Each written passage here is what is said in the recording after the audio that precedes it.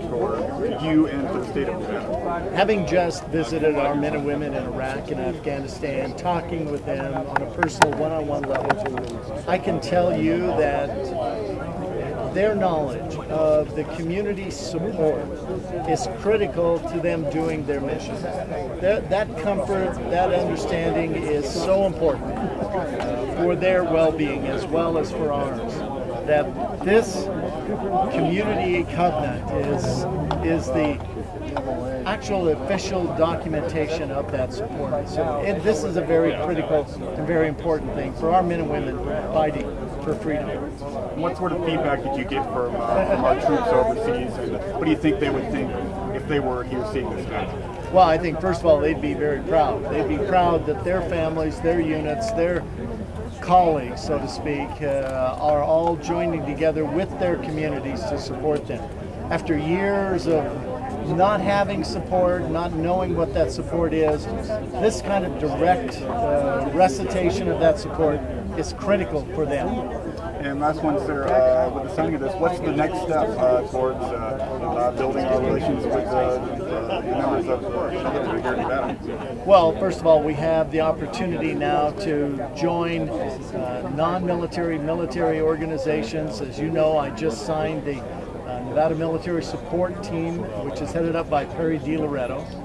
That's going to work to build that relationship between non-military and military, not only facilities, but organizations as well.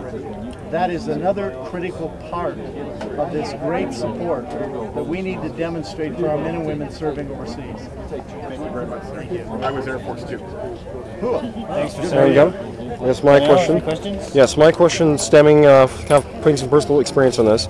You being a former veteran of the Gulf War, what made you decide to do this now?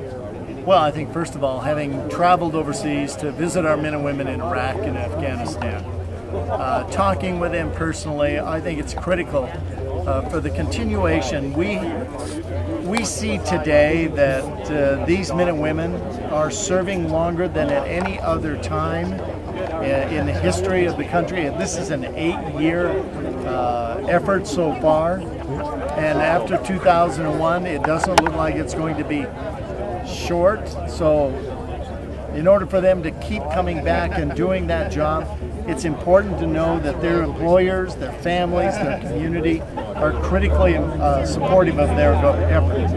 And my other question is, will you be lobbying for more financial support, financial aid in terms of veteran services, or is this more or less, just getting the ball rolling and trying to just get your hands out in the community and trying to help fellow veterans? Every year, our veterans grow in numbers, they grow in complexity, and it needs more and more resources and support. We're going to do everything we can from the governor's office to support our men and women who return here as veterans. Yeah. That's all the questions I have for you, sir. Thank you. Thanks. Thanks, Donnell. Welcome.